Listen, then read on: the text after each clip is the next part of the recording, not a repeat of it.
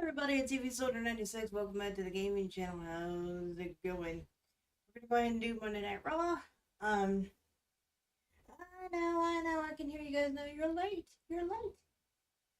Let's just say I had a shit ton of appointments this week, and now I need a nap. We're gonna try something different. I'm gonna just shut off my mic and put on the music again. But I added a new song into the list.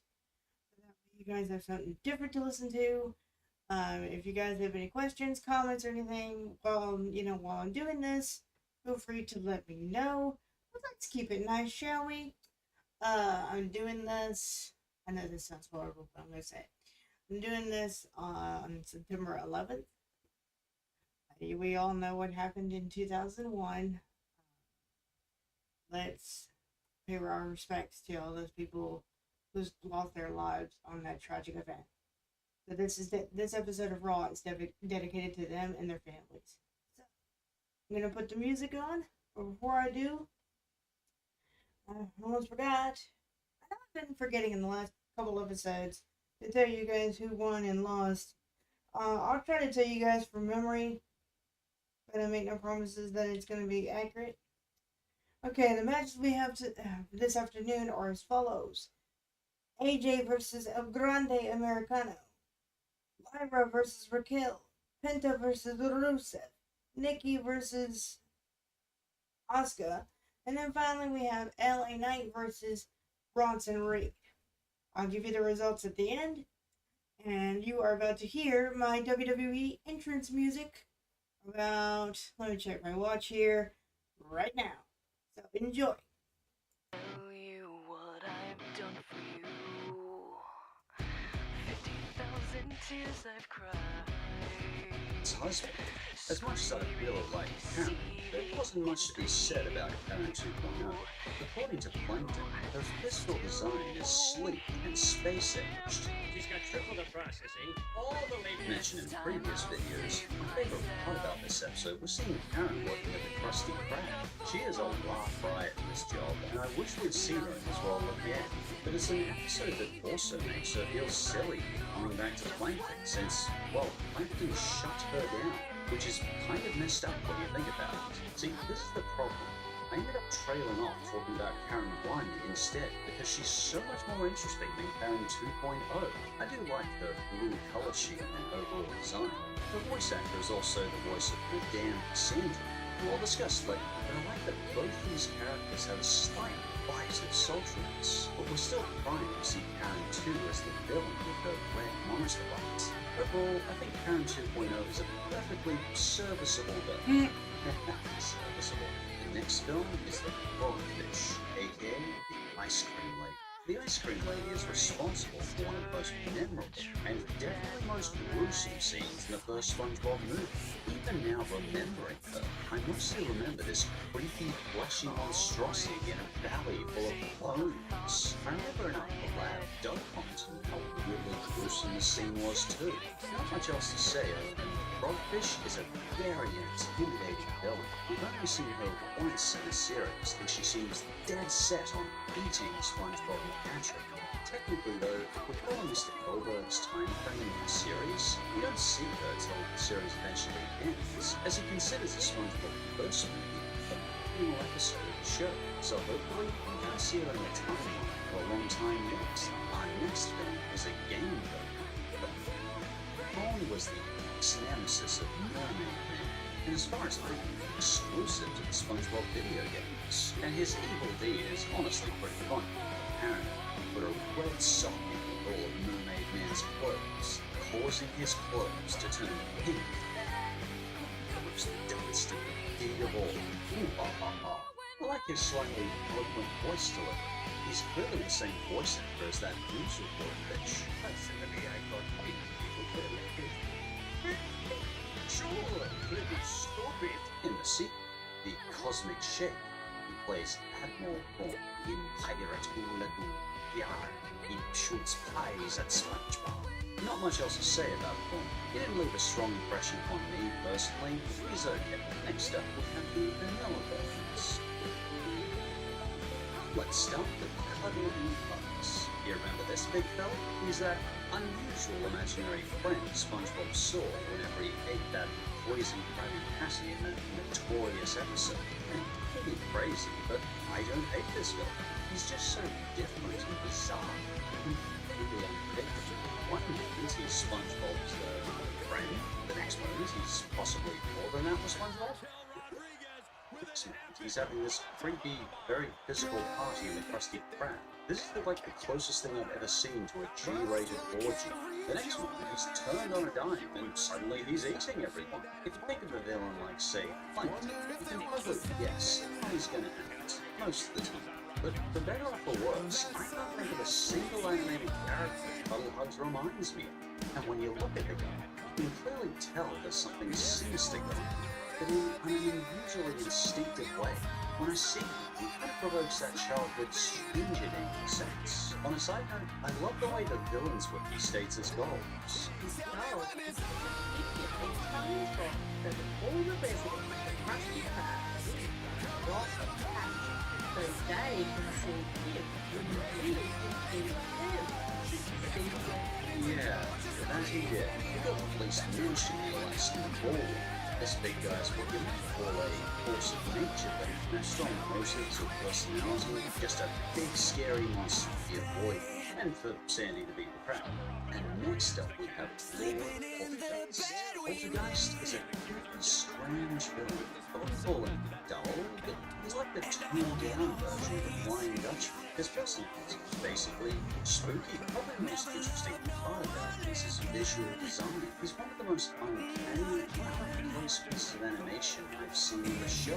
He's got those tingly hands and that foolish face. Plus his teeth make me want to see my dentist. His most notable trait is probably his godlike power. He basically flips reality all around SpongeBob in a pool of force and traps him in a strange, twisted dimension inside the Krusty Krab. It's a very bizarre, unhinged episode. Next up, Dennis. Oh, sorry, I meant another Dennis. Fun fact, this bounty hunter was so forgettable to me, I completely forgot about it the last moment of this script. I never much cared for this guy in the SpongeBob movie. I guess he serves his purpose in being intimidating, but he's so devoid of personality. And in my opinion, there's simply not enough comedy with him to match the general tone of the movie. He feels like a character that should have some comedy to light him up, yet there's never really a funny moment with him. Mainly just him showing off how dangerous he is by beating people up. I feel like Dennis needed a little more victim point. A bit more over-the-top push with some silly characteristics rather than just being the strong, silent type. Next villain is the Moth. The Moth is more of a nuisance than a impress. I mean, he kicks mermaid now and knows, but he mostly just seems to want to steal lines from Bikini Bottom because, he's a Moth. He likes lights. By far the most memorable part of the house is his voice. In case you didn't know, he's voiced by the Jedi Master Penta. Shame we don't see more. I'm sure Luke Skywalker and the Joker would be delighted to be on SpongeBob anytime. But, I suspect the show only needs so many comic book villains. Our next villain is Blackjack Squarepants. He's fresh out of prison for living. He's on his way to make SpongeBob's life count. Everything about Blackjack's design is so hilariously over the top. You might recognize SpongeBob's cousin's voice from Penta in the drum, and he's chewing on the scenery so much with Blackjack.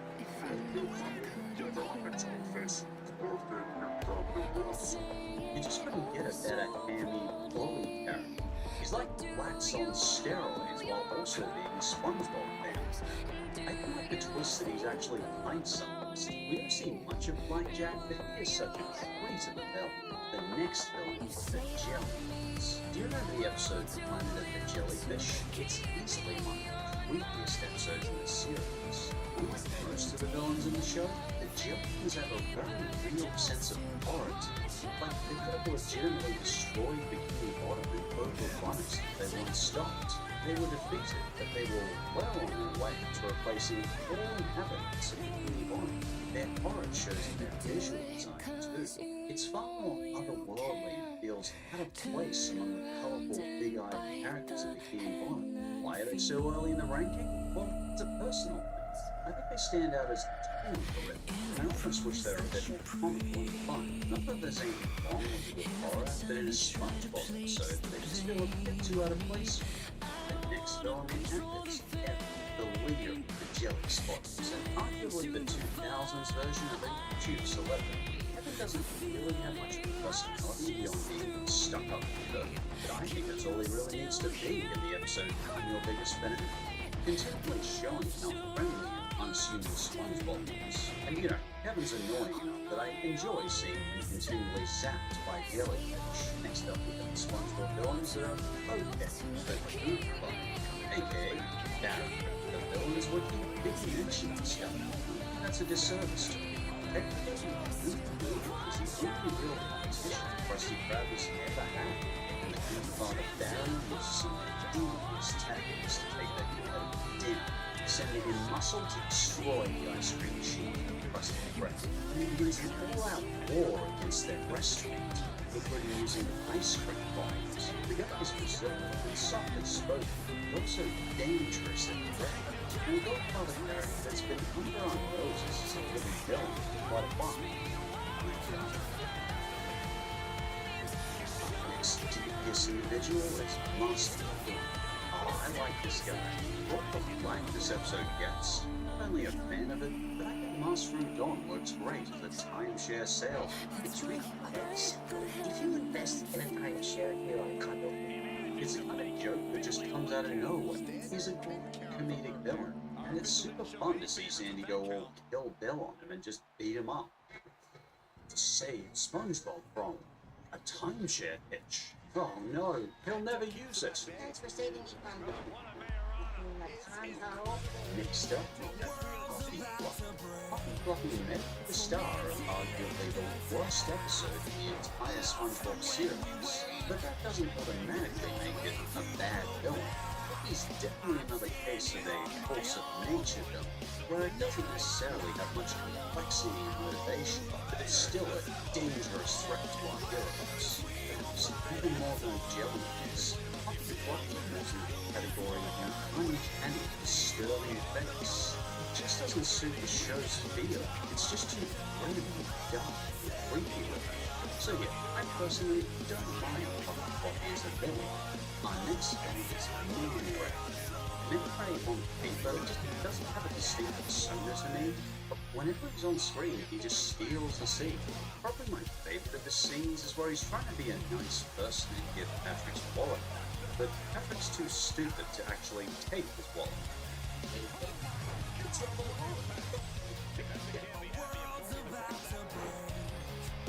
Maybe there's another case where his voice actor is spectacular. Most SpongeBob characters are, but Ray in particular emanates his presence of a traditional classy British Bond villain. I like the tiny detail of how eyes change on his mask based on how he's feeling. He feels like a legitimate comic book supervillain.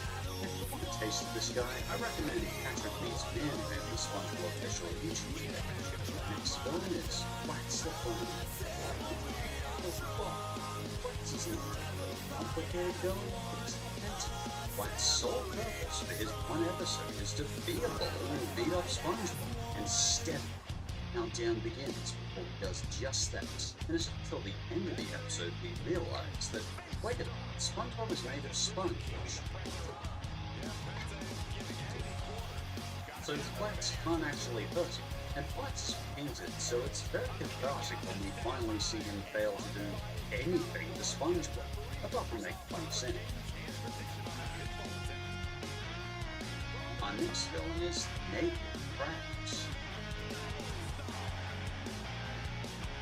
Come on, this guy counts right. Maybe in an alternate reality, but he wowed us all. Naked Krabs works because his one appearance is such an absurd surprise. I always like when Krabs goes completely off the rails, and Naked Krabs is just the embodiment of that.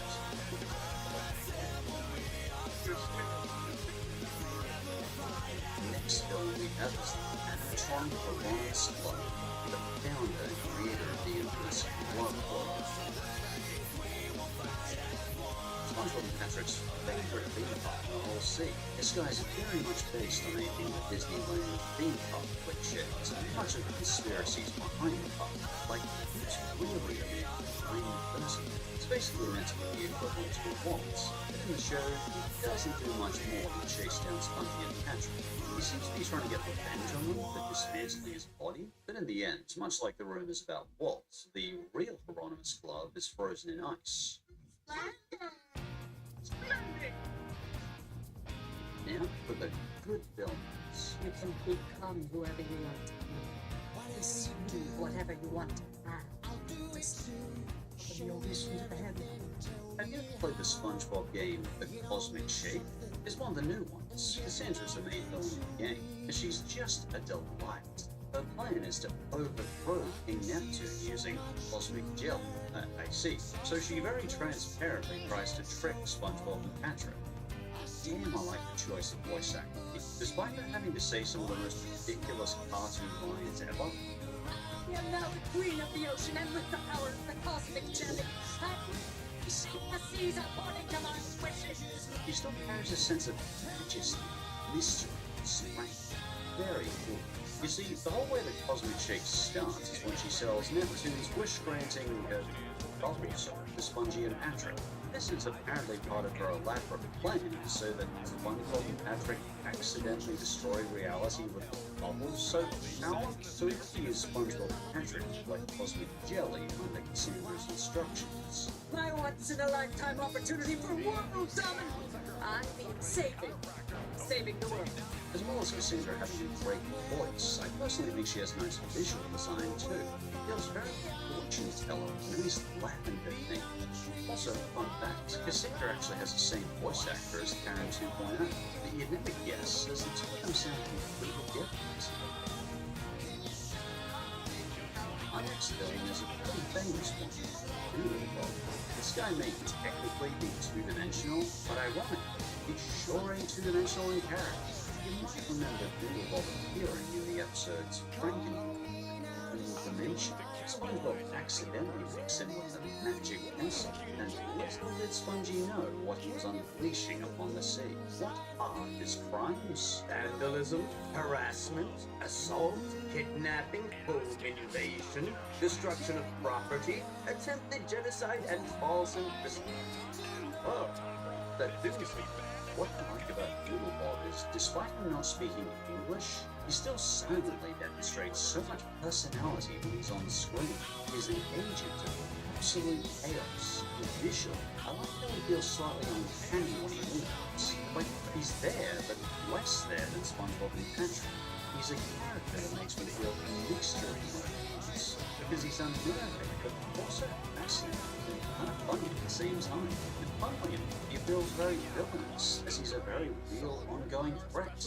Even when SpongeBob wipes him out with the eraser, he leaves one single hand, which is enough for Doodlebug to rebuild himself and try to completely replace SpongeBob.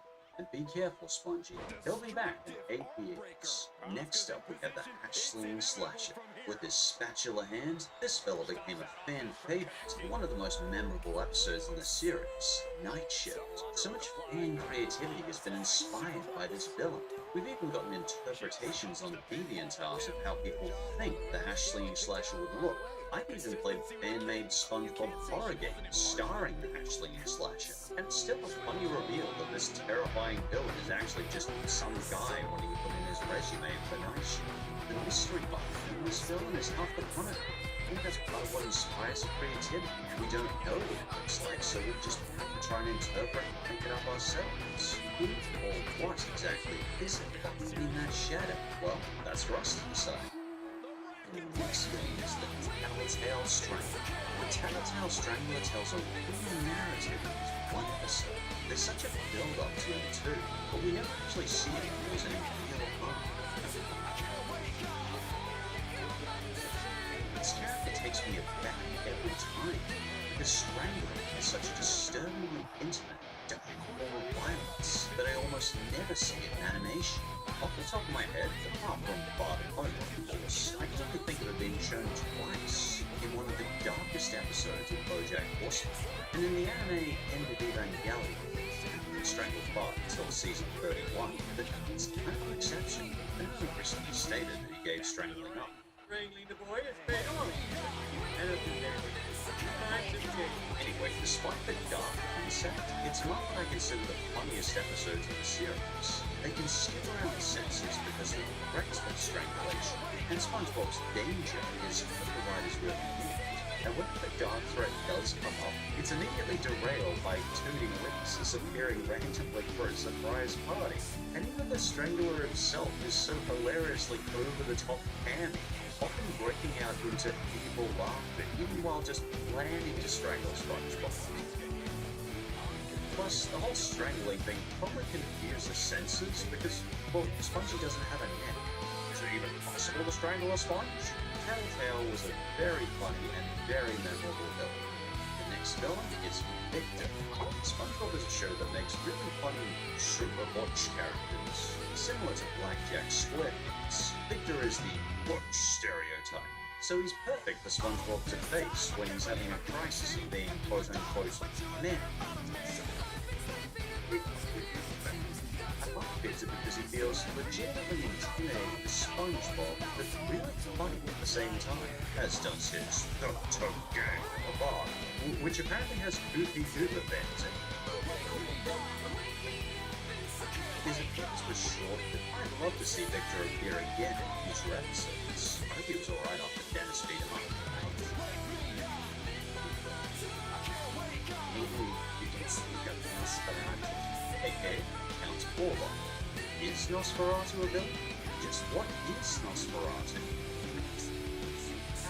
He's a real mystery. He first appeared in The Graveyard Shift, who played Beyond the Grave by Max Schreck. Using archive footage from the 1922 movie Nosferatu, an unlicensed film adaptation of the 1897 book Dracula. In later episodes, he's played by Alexander Ward. Anyway, just from Nosferatu's villainous appearance, he inspires wonder and fear. Though he's very much still played in a fun, silly way in the show. And I love that even today, this show is keeping this wonderfully unique 100-year-old character alive. And I'll often start snickering as soon as I see him appear on the screen. I mean, who wouldn't trust a face like that? Our next villain is Carl, from the episode Selling Out. You might remember, Carl took over as manager when Krabs sold out his business. And I like Carl because he feels like one of the most real villains, like you'd see him in day-to-day life.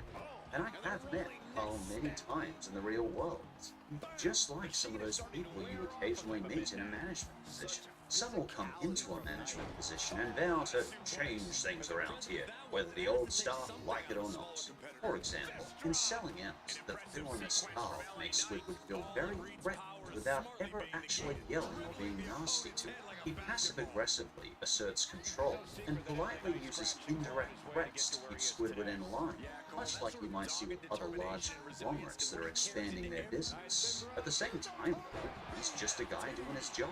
I don't hate him, I hated people I've had to work with like him, but it's not really his fault. He's just a cog in a larger system that dehumanizes people for a more efficient business. Jeebus, how did I manage to say so much about a generic one-episode fish antagonist? Moving on, and finally we come to the villain, Mr. Krabs. This one is a tough call because technically Mr. Krabs also keeps SpongeBob employed in the show, but he simultaneously keeps SpongeBob and Squidward in slave labor through the entire series. I may sound like I'm bagging out Krabs, but I think these factors are all part of what makes him an interesting villain. He's complex, even if he doesn't always feel like the villain. There's rarely a moment in the show that he's not doing something with an incentive to make money at the expense of others, with the only two exceptions being his daughter Pearl and his girlfriend Mrs. Puffs. They're basically the only two people he consistently shows kindness to without the incentive of making money. And even when he shows some kindness to SpongeBob, it's generally to get him back on his feet working or to avoid a fine for overworking. At one point, he even sells SpongeBob for 62 cents to the Flying Dutchman. If you honestly don't think Mr. Krabs is a villain, at least acknowledge that happened. Despite all this, I always find myself waiting for Mr. Krabs to turn things around and show a redeeming quality, because he's a character I want to be able to like. but he's pretty irredeemable 95% of the time. In one episode he can be a caring father, but in another episode he can be endangering kids on dangerous playgrounds trying to empty their wallets. But even when he finally gets what he wants in an episode like Selling Out, that might just lead to a fascinating and relatable insight into Krabs when he gets bored. I may not technically like Mr. Krabs, but I don't think I'm meant to. He's a villain that shows the moral praise of capitalism.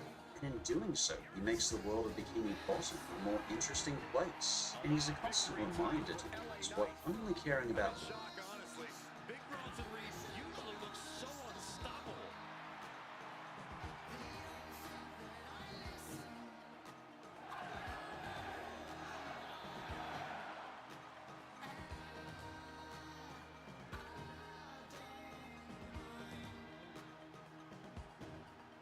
Number 8, 2025, and that Raw result.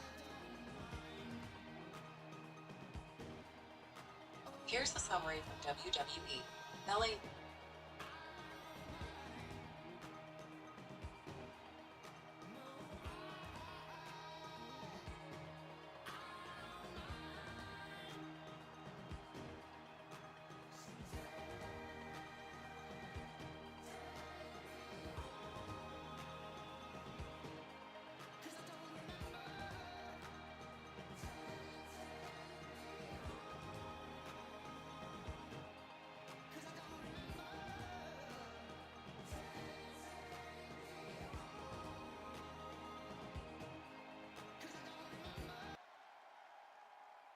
And I'm back. Hello everybody. I got the results of Monday Night Raw right here in my hand, thanks to WWE.com. AJ Styles defeats El Grande Americano. Yes, I know that didn't work out for me due to the submission. You guys know how wonderful I am with those. Raquel Rodriguez beat me by pinfall, if I remember correctly. Or she rolled me up, rather. She beat Lyra. FYI, AJ and CM Punk challenged Becky and Rollins to a match at WrestlePalooza. Rusev defeats Penta. Haha. Yeah. That's it, way. This time. Asuka defeats Nikki Bella. Again. Got it the right way this time. And I just beat the shit out of Bronson.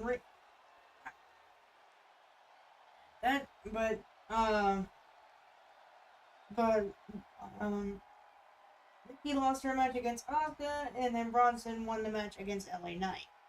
So, what happened in regards to that?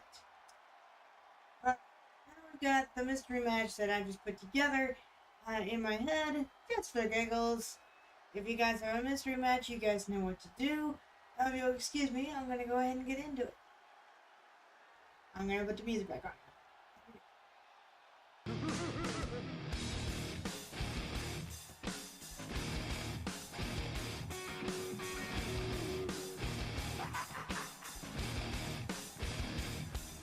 It's all about the game and how you play it. All about control. And if you can take it, it's all about your debt. And if you can play it, it's all about pain. And who's gonna make it?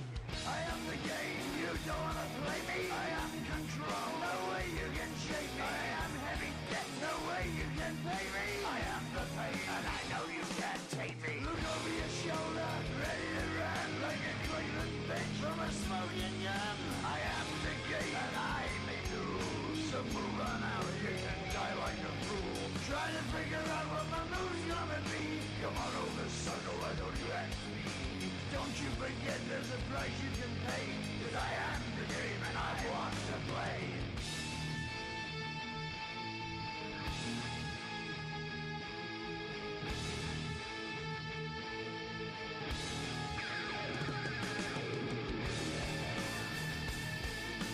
Time to play the game.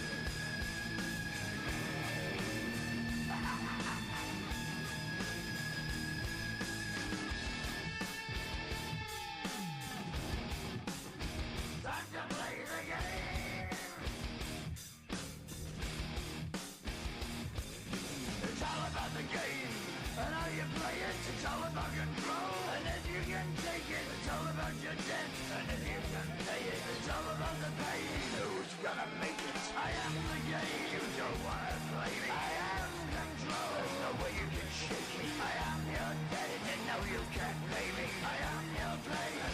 can't take me.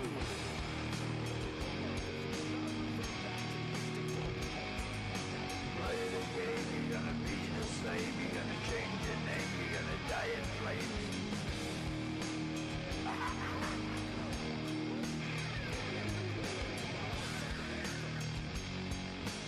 Time to play the game.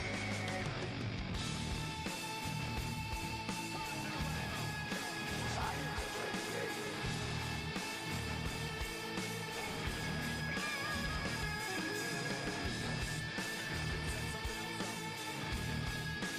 Time to play the game.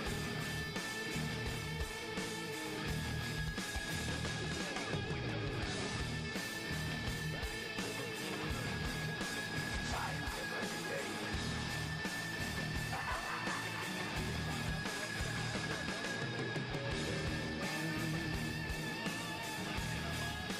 Time to play the game.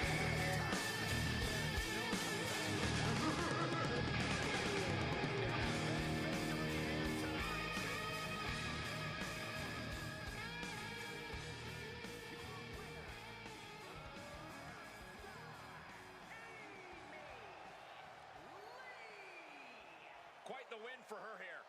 The entire women's division was watching this one, and she is the one to watch, guys.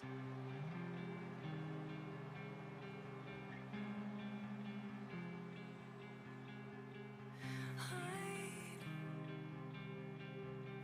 before the floodgates open. Can we just lie here till it's all over? I hear the violence calling, turn and run. Inside, you build your walls, but can't forget the hate.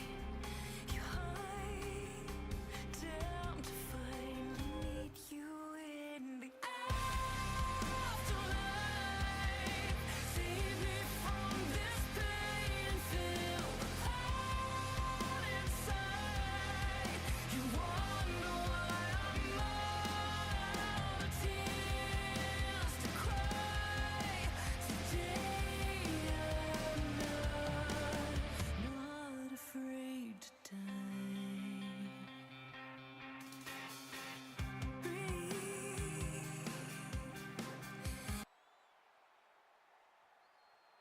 There you go. There's your mystery match in like 30 seconds. And I had to let that chorus play in Afterlife. I had to. And I heard that Evanescence didn't win BMA, which I think is ridiculous, but you guys know about how I feel about that band, so I'm not gonna go there. And I just realized that I had my mic fucking turned on through most of Monday Night Raw. So if you guys heard some of the stuff that was coming from my mic, I apologize for that. I don't know how to edit that out. But I would, throughout most of the episode, I ain't gonna lie, I was listening to one of my favorite YouTubers, Phantom Strider. Oh my gosh, he loves to talk about SpongeBob and stuff like that. He talks about other topics, but his bread and butter is SpongeBob, and I just enjoy it. I love it. Subscribe to his channel if you haven't already. Alright, with all that said, I hope you guys enjoyed September 8th Monday Night Raw. Can't wait to do SmackDown for you guys, and I'll see you all in the next episode. Peace out.